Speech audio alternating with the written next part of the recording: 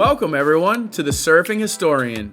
I'm your host, Jason Old, historian, surfer, and world traveler. This podcast is dedicated to highlighting some of the latest scholarly research in humanities, social sciences, and surf studies. So paddle out with us while we glide through the world of academia.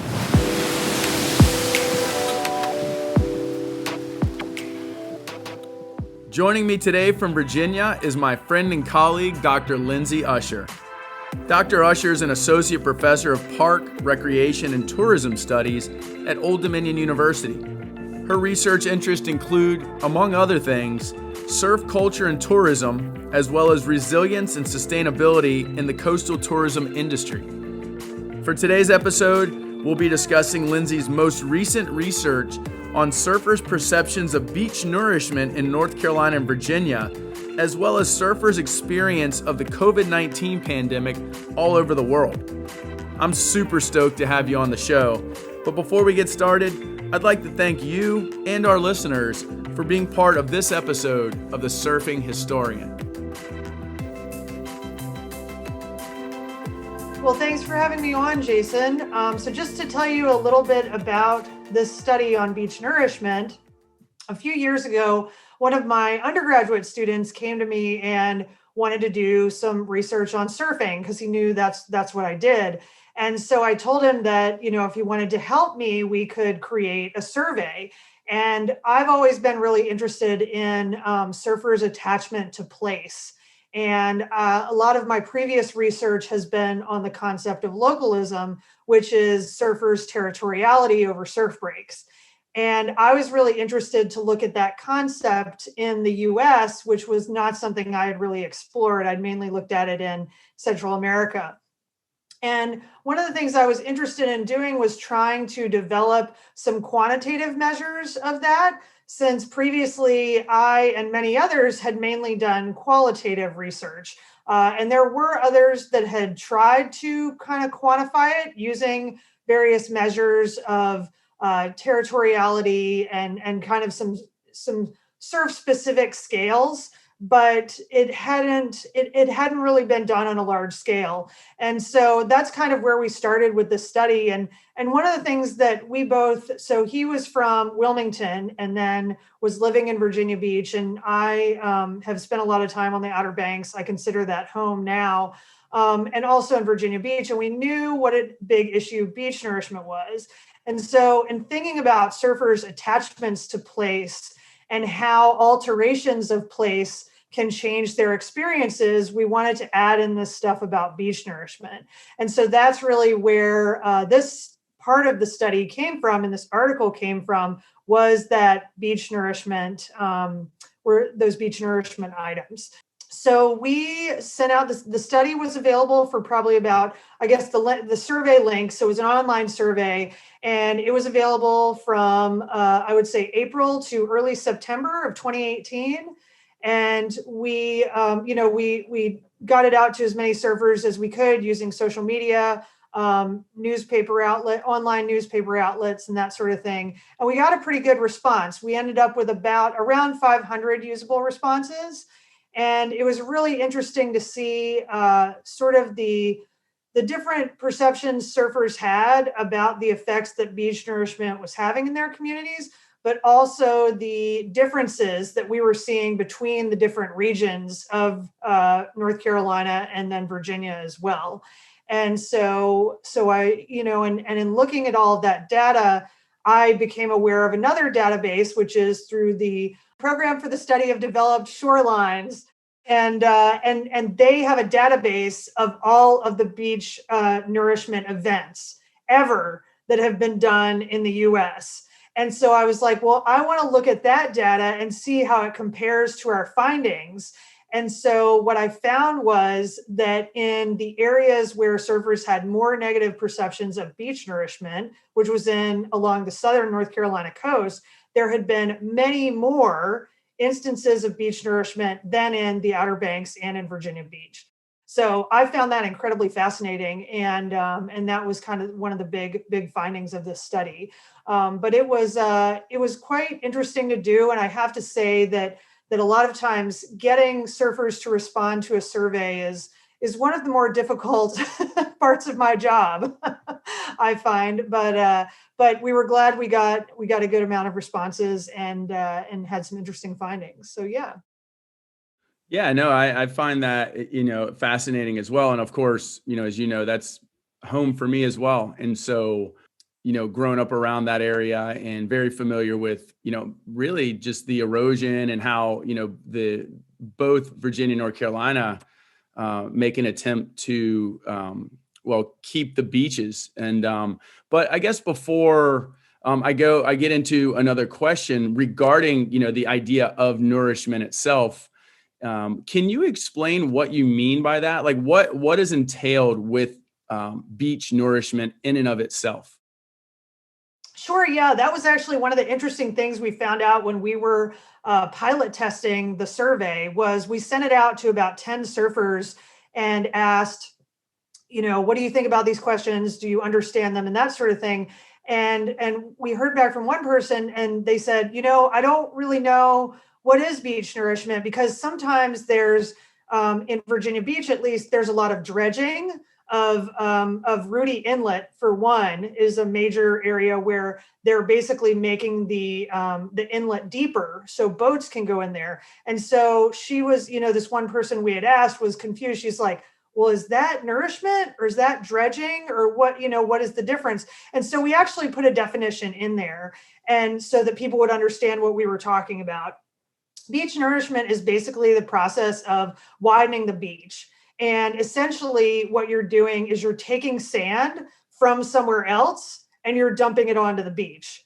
And it's a little bit more of a complex engineering process than that simple explanation. But that's essentially what it is that it widens the beach so that there is more beach for recreation and there's more space between the ocean and houses. And those are the two big motivators for beach nourishment. And so that's basically what it is. Cool. Yeah. And I want to bring you back to your research specifically. You talk about, obviously you said you had 500 responses, which is amazing. And I'm glad so many people participated. And, and so I guess my question is, of course, your demographic was surfers. And like I said, I want to bring you back to specifically this research, but also tie it into other research that you've done. Why did you specifically target surfers? And I know you said that in the beginning, but more specifically, how does this affect surfers? Like, what does adding more sand to the beach, if you will, how does that affect surfers? So that's a really good question. And that's one of the things that we talk about in the study is the fact that surfers, and my buddy Dan Reineman has actually done a lot of work on this. And so my work sort of builds off his work. But he has this argument that basically surfers are basically amateur oceanographers, right? They have to study wind, wave, beach formations, all of that sort of thing in order to determine the best place to surf, the best time to surf, when the surf is going to be good, when to not go surfing, and all that sort of thing. And so they become these local knowledge experts about the places where they are, and especially the changes in the beach and how the basically the land and the sea changes, right? And so because of that expertise that they have for this one part of the beach and the ocean, they are specifically attuned to the changes that occur there. And so when it comes to beach nourishment, they've sort of experienced both the positives and the negatives of that. So some of the positives of it are that maybe if the natural ocean pattern has swept away all of the sandbars where waves would break, beach nourishment can bring the sandbar back into place, right? However, beach nourishment also creates channels where, the sandbar can become really narrow. And so then they don't get as long of a ride because they have a really short ride over the sandbar. And then there's this huge channel there where the wave won't break. And so they can be, both, and sometimes beach nourishment can be done where they'll stop it at a certain point. And so then you have this sandbar that extends out and this deep trough, and it can create a point break on a beach break or a sandy beach, which is kind of unusual. Most of the time you only find point breaks at rocky beaches. And so again, they've experienced sort of the positives and negatives of this. And I think, that's why they responded the way that they did.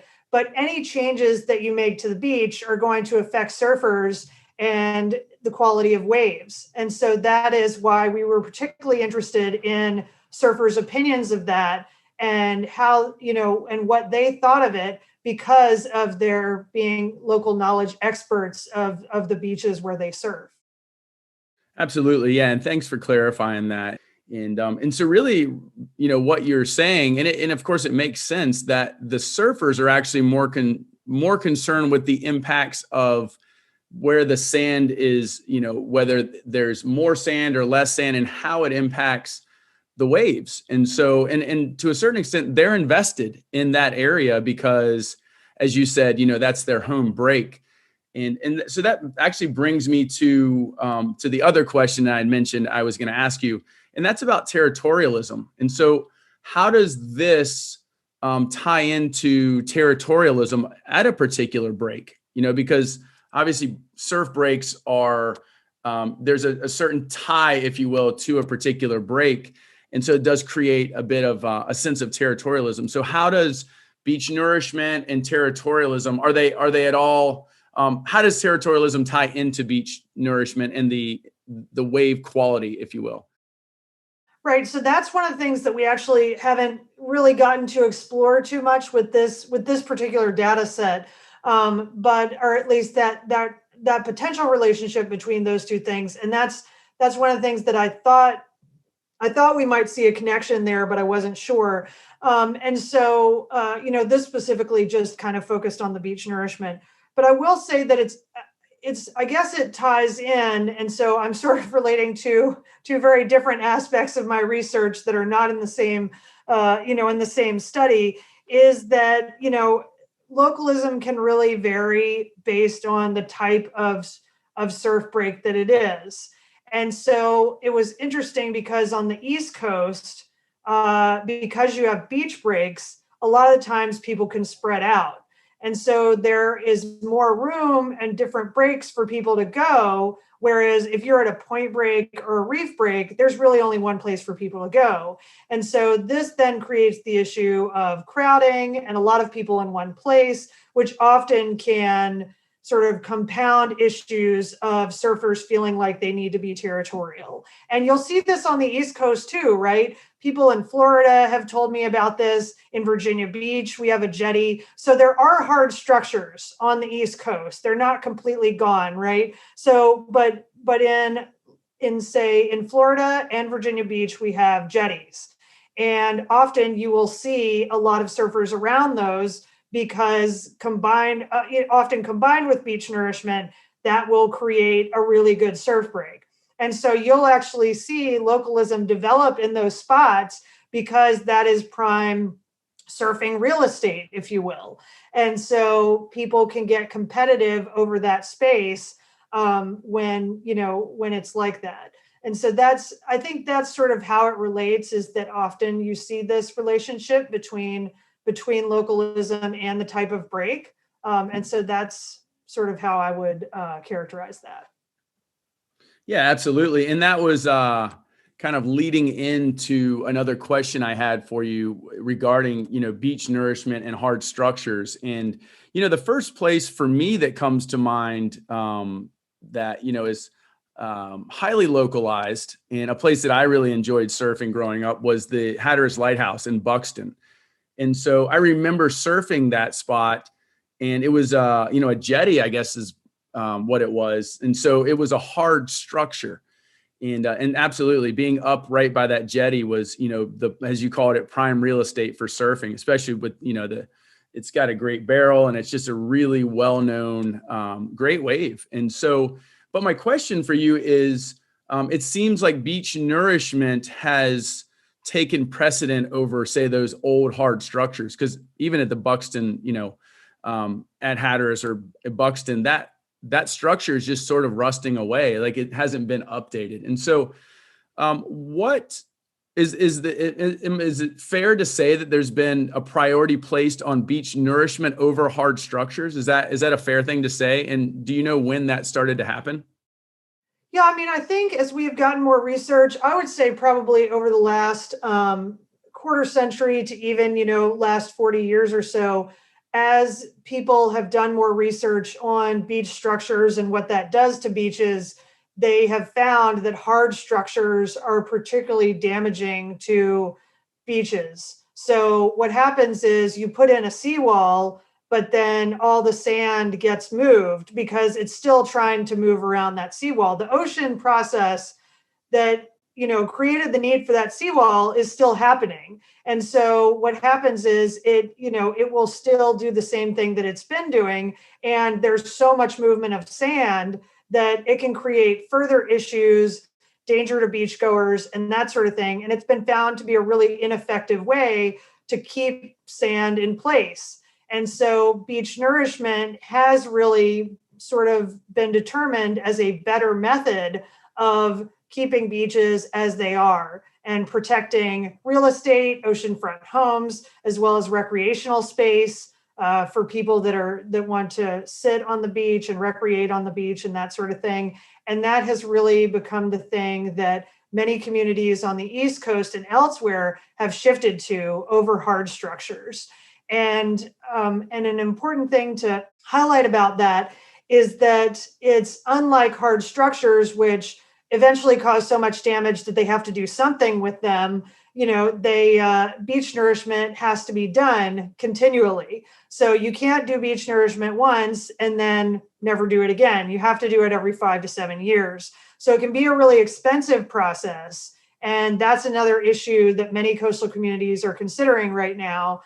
For example, my parents live in Southern Shores on the Outer Banks, and they were just telling me that they have heard news about beach nourishment that's going to take place in 2022 and how they are planning to tax the community for that beach nourishment. And so it's something that communities have to figure out how they're going to pay for.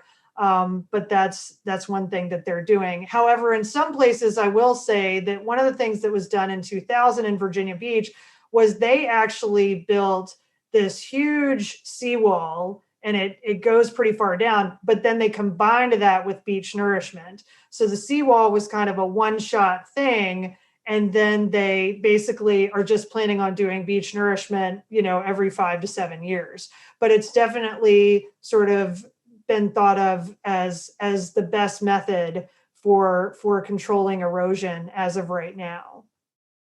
Yeah, it makes sense, and especially thinking about the, jetty sitting there rusting away. It becomes dangerous actually for the surfers that, congregate right there at that spot. But you mentioned beach nourishment. It's a word that you've been using a lot. And you have in your article, you make the distinction between nourishment and replenishment, and you say they're often used interchangeably.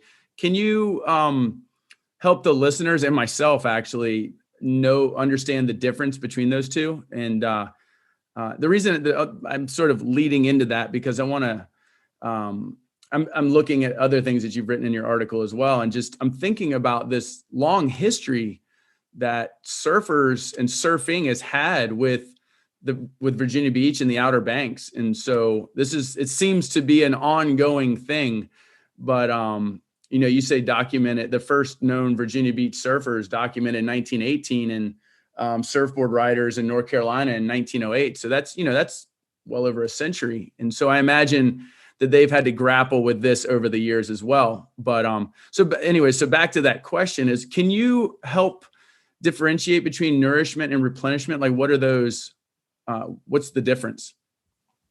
Sure. So yeah, there's some people tend to use this term interchangeably. Some will say, beach nourishment, some say beach replenishment, or some even say renourishment.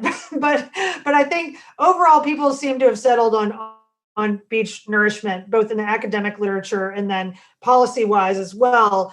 However, when they're talking about replenishment, often what they're talking about is a single event, whereas a lot of times people talk about beach nourishment as the process overall. So replenishment you can think of as one event that they might do in a particular community at one particular year, and beach nourishment is kind of the process overall. So yeah. Makes sense. And yeah, thanks for clarifying that. I really enjoyed reading this, and because it's home for me as well, and it's it was informative. And so speaking of home and surfing, I actually want to segue into another one of your another research project you've been working on, and that's sort of bringing it up into this last year with coronavirus. You actually looked at surfing during the pandemic, and how individuals navigated policies and beach closures and all that. Would you mind filling in the listener about this recent research you've been doing on surfing and during the coronavirus pandemic? Sure. Yeah, I'd be happy to. So this was actually an interesting study, and that I did last summer, and I started it in the spring. I started it in April, so it was really the second month of the U.S. Experience with the COVID pandemic and lockdown and that sort of thing. And so, and I'd really not done a study like this. But as I'd mentioned, I'd done plenty of qualitative research before with doing interviews and that sort of thing. So I was really interested because we were hearing about all these, California shut down their beaches, Australia, they were shutting down beaches. All these places were shutting down beaches because they were worried, people would congregate on beaches. And that was really the biggest thing, was that people would come out there and party and hang out with a bunch of people. And they were worried that that's how it was spreading. And at first, people also didn't know how it was spread. And one of the things that, Surfrider was sort of got behind very, very initially in the initial phases was this idea that could it be spread through water, which was kind of an interesting hypothesis, but it really, and people, there were even articles written about this, and scientists were saying that, yes, that was a possibility. And there's really no evidence for that at this point. And I think once people figured that out, and once people figured out that, like, hey, the beach is actually a safe place to be, the water is a safe place to be, coronavirus isn't being spread outside all that much. It's being spread indoors at parties at the beach. so it took a while to sort of figure that out. But initially, when all of this came down, I was fascinated to know, okay, well, how are surfers dealing with this? And we're in this really stressful time. We're being told to stay in our homes, and we're going crazy anyway, but surfers especially, this is such a meaningful leisure activity to them. How is this affecting them? And so I put out a bunch of calls online, on Facebook and other social media, to try to find surfers all over the world and learn about what they were dealing with, both in terms of regulations, but also how they were coping with the pandemic, either without being able to surf or either using surfing as a way to cope with the pandemic. And so just to give you a little bit of a summary of how I did this, I did interviews over Zoom like we're doing now. And I talked to about 29 surfers in the first round. And then about 6 to 8 weeks later, I followed up with them, also with a second Zoom interview. And then in the third round, which was another 6 to 8 weeks later, I emailed everybody and just did a check-in. And so, and through each period, I had a few people drop out. And so in the end, I probably had between 24 and 25 people participate through all three rounds of data collection. And so it was fascinating to hear how people, so I talked to some people in California, and once I talked to them, many of their beaches had started opening back up. But they talked to me about how tough it had been having beaches closed, especially in San Diego. One of my participants mentioned what an important part of surfing to San Diego culture, I'm going to say that again.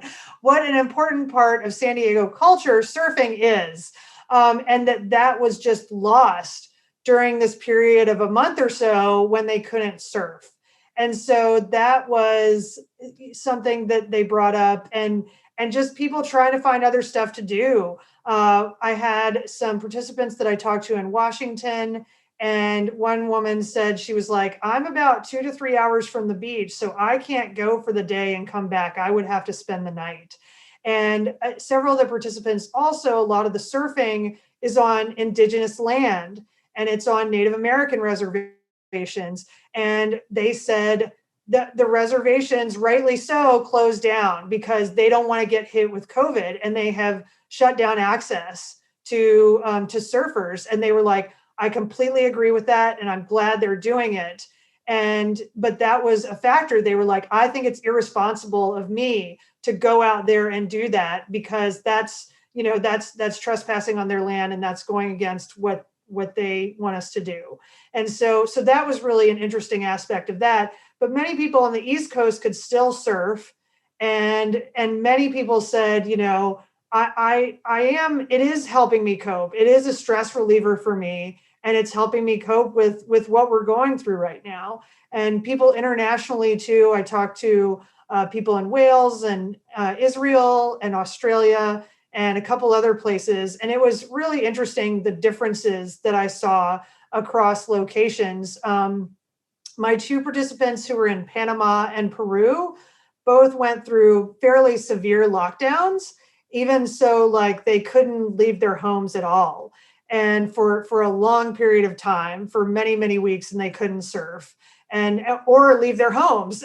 So it was, they were just like, I'm doing push-ups to make sure that I stay in shape, so when I surf again, I'll still be able to surf, or I'm doing yoga and that's about all I have right now. And so it was really interesting to kind of hear what people were going through and how surfing was helping them, or how they were making sure that they would be ready to surf when they could next surf. So, yeah. Like I said, I enjoyed, this was a presentation you did at a conference. So I enjoyed watching about your this research. And I think, I would say most, if not everyone listening, is probably shaking their head like, yeah, particularly the surfers. And, I'm glad you talked about San Diego and some of these other places, because, just to differentiate between your beach nourishment work, that was North Carolina and Virginia. But this work this research that you've done is global. And, like you said, you looked at, you mentioned Israel and a bunch of other places where, you took a broad scope, a sample of how coronavirus was affecting surfing, not just in North Carolina and Virginia, but globally. And so, again, this was, I think, well done and much needed. And the other thing is, as you're talking about it, I'm thinking that looking at how, you mentioned San Diego and you mentioned some of these indigenous lands and other, other parts of, at least in the US, you could actually do an interesting study of states' rights through the lens of surfing. And I'm sure someone will do that eventually, but more broadly, you could actually use surfing as a lens to look at policy on coronavirus. And I was just thinking about that as you were talking, but I want to bring you back to this specifically, the beach and surfing specifically, because you use a term, regulation negotiation. And I like that term. And so would you mind explaining to myself and our listeners what you mean by that, and how is that articulated during these lockdowns or during, this last year, let's say? So this is actually a really interesting term, because I had seen this in my previous research in Virginia Beach when I asked surfers about the summertime regulations that they have to deal with. So in Virginia Beach, there are certain times and locations where you're able to surf, because there are so many tourists. They don't want surfers running swimmers over all the time. And so they've sort of packed people into these locations. This is the same in New Jersey and plenty of other places. Summertime regulations are much different than the rest of the year. And so I had asked surfers about that, and I asked them, I said, well, how do you negotiate that? And what I mean by regulation negotiation is like, okay, there are these regulations and they're kind of they can be a barrier to surfing. And so how do you get around that barrier? And so that's what I mean by regulation negotiation is, how are you negotiating these regulations in order to go surfing? And so interestingly, I found similar things in my COVID study that I did in my previous research in Virginia Beach. And that is, no matter the regulations, surfers will find a way. And so with COVID, it was really interesting to hear. One of the fascinating things that happened in California was a huge bioluminescence event. And if you don't know what bioluminescence is, it's plankton in the water, and at night it glows. So there was a full moon and there was this bioluminescence event, and surfers actually went surfing at night to try to circumvent these regulations. And I had one surfer who sent me pictures from his GoPro of him riding waves with the bioluminescence, and it was pretty cool looking.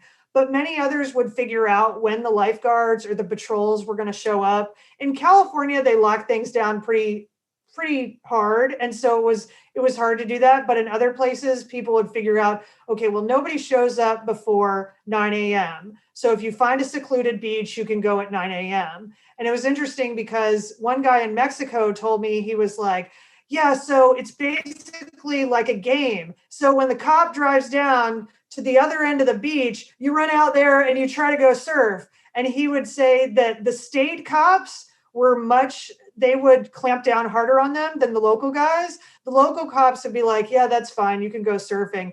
But if like the state troopers showed up, they'd be like, you got to get out of here. So they were even facing these kind of different responses in law enforcement that were very different, but that was some of the things they would do.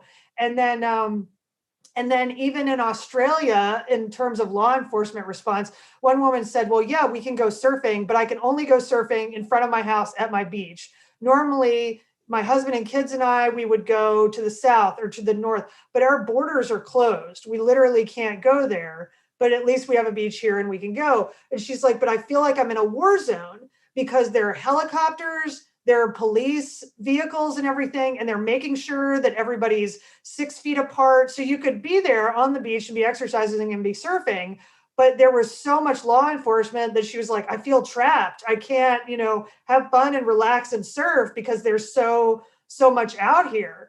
And so those were some of the things I found in terms of sort of trying to figure out, what to do in terms of these regulations. And other people would, one woman was like, well, the state parks are closed and the indigenous land is closed, but I know of some other places. And so I'm going to go do a recon mission at the coast today. And, I've seen these spots and I think I can park at this house. And some surfers were driving. There was this guy in Florida that I talked to, and he was like, well, I can't surf in Jacksonville, but we've been driving down to county line. And so we would surf, we would go somewhere else to surf. And some people ended up finding new surf breaks. And they were like, yeah, I found a new surf break. And so that was an interesting thing. And then others, it was interesting because in many coastal communities, the Outer Banks was one of these, but Folly Beach was another, where they were able actually to lock down the islands. So they closed off access to the beach.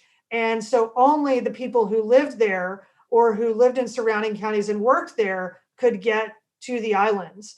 And so in this way, it was interesting because for those locals, it created this sort of locals only surfing scenario where, they were like, oh, it's just us. We don't have any tourists. We don't have any visitors. It's just us surfing. And so that was fascinating to hear about as well. But that's what I mean by regulation negotiation is how do you get around, those barriers and what do you do? So, yeah.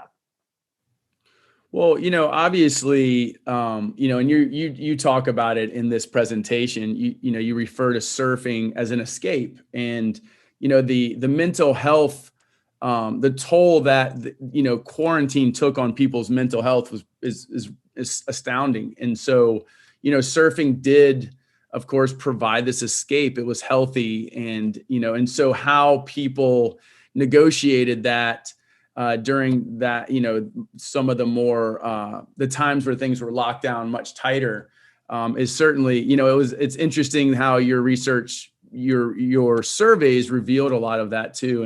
And thanks for sharing that. I guess one of the things I found most, I guess it's sort of, I scratched my head. I'm like, well, that's clever. Is you talked about surf dates and, people, because eventually people were able to go surf and get out in the water, and please correct me if I'm wrong, but you said people would go out on dates surfing. And two questions: am I understanding that correctly? And two, how common was that? So that's really interesting. I don't know how common that was. I had one participant mention it, but what he said about it was he said, you can't go to the movies, you can't go to a restaurant, but you can go surfing. And so he was like, I'm seeing definitely a lot of like guys and girls out there, like, the guys teaching the girls how to surf and that sort of thing. And I was like, that's really interesting. But I even had another participant in Australia say, so many more people are doing this right now because surfing ended up being, despite all of the initial fears, it ended up being one of the safest activities you could do. You could easily stay 6 feet away from people, and you're outside and you're not spreading the virus. And so it just ended up being one of these things that a lot of people took to, and a lot of people who never done surfing before, they're like, let me try this, because this is one thing I can do. Like, I can't do indoor sports, I can't do a bunch of other stuff, but I can go surfing. And this is something I saw at my own break when I was surfing last summer, is we'd never seen that many people out surfing before. And I think a lot of people, and like I said, the woman in Australia too, she was like, I feel like a lot of people are doing this now. Is that it was just something that people could still do, that it was fun, that it was their quarantine activity, their thing that they were, so many of us took up all these hobbies that we were like, okay, well, what have I got to do now? I've run out of things to do. And so let me try surfing. And so I think that's what a lot of people did. And, and as the one participant observed in California, it was like, oh yeah, that's a good idea for a date, let's go surfing because where else are we going to interact? so that's I'm not sure how common it was, but that would be interesting again, because it's hard to tell with only a small number of participants, how many other people saw that. But definitely, and in my own experience too, you could definitely see that more people wanted to try surfing and were getting out there surfing because of COVID. So, yeah. Another part of your presentation that I found, fascinating with the way surfing provides a platform for social justice issues. And, in your presentation, you talk about what you refer to as Black Lives Matter paddle outs. And, just looking at how that intersected with the pandemic, but more importantly, how people use surfing as you were saying, because it functions as a good way to social distance, but how these paddle outs were used as a way to bring about social awareness to issues related to social justice and race.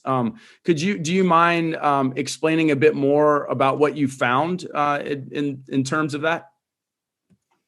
Sure, no problem. So I found this in sort of the second phase of the study, and I'm really grateful that I took a longitudinal approach to this research, because my second round of interviews was right after Memorial Day, which was the time when the killing of George Floyd happened, and there were this massive movement of protest against his death and racial injustice. And so one of my participants, and I have her permission to use her name, because usually when you're doing research, you ensure confidentiality for your participants, but I have her permission. And so was Rhonda Harper, and she is the founder of Black Girls Surf. And so she actually got stuck in Senegal during COVID, because she was training this woman, Kaju, who was supposed to be in the Tokyo Olympics when they had surfing for the first time. And so she was there in Senegal, and they have a Black Girls Surf program there. And so she was still able to keep training and doing that sort of stuff in the village where she was. But then when the killing of George Floyd happened, she and others really wanted to participate in this protest movement.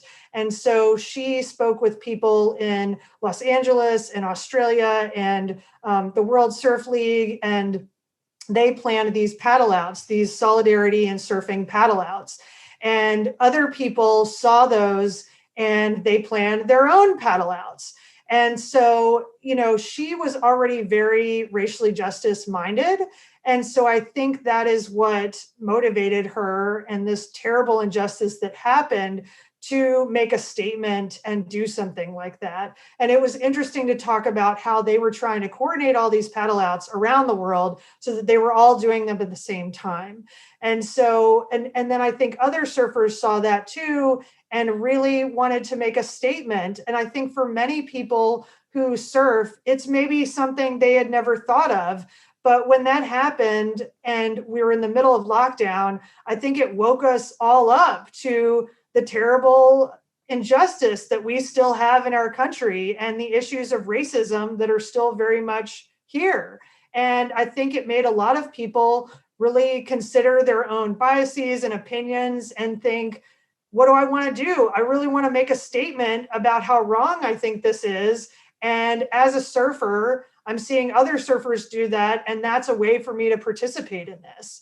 And so you saw pictures of hundreds of people in Hawaii and California doing these paddle outs, and Surfrider made a statement about racial justice. And it was just really wonderful to see that outpouring of support from the surfing community when I think a lot of people think of surfing as not political, when many of us know that it is deeply political. And it's something that people need to realize is not just a fun activity, but it's something that can marginalize people, but it's also something that can empower people. And so we need to be conscious of that and sort of make sure that we're creating as inclusive a surf community as we can, which is one of the reasons that Rhonda does what she does, is she wants Black girls and women to be competing, be at those upper levels of surfing.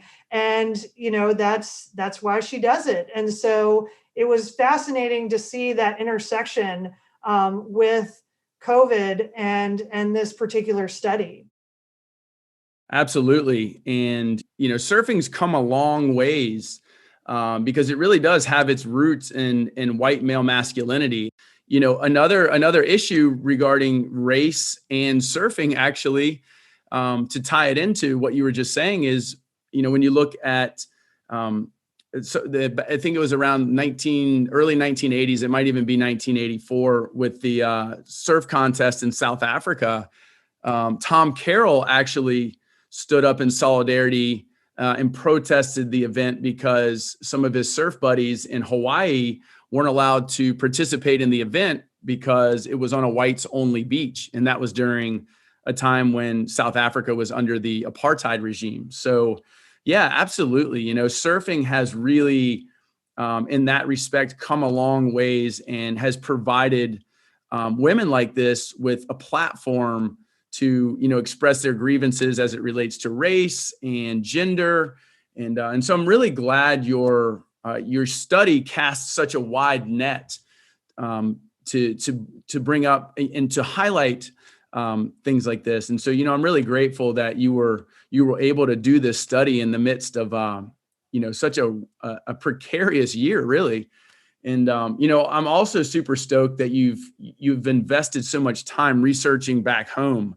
And, that means a lot to me personally. And, to see sort of the long history of surfing in, back in Virginia Beach, the Outer Banks, or Virginia and North Carolina, I should say. And so that was, for that, I'm extremely grateful. And, I know we didn't get a chance to talk about it on this episode, and maybe this is for another episode, but, you do a lot of work in Central America as well. And, I use a lot of your research for my dissertation on Nicaragua. And so, your work is not only relevant in 2021, but it's key to my research in Nicaragua.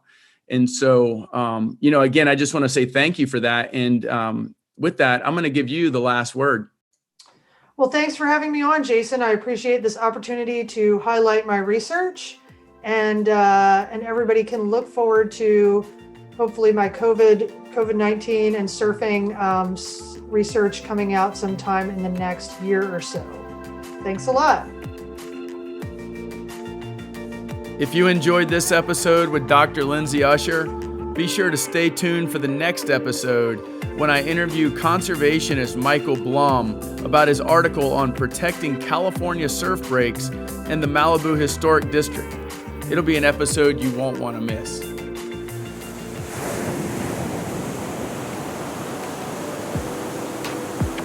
This has been another episode of The Surfing Historian. I'm your host, Jason Old. Be sure to share, like, and subscribe to never miss an episode. Again, thanks for listening, and until next time, stay stoked.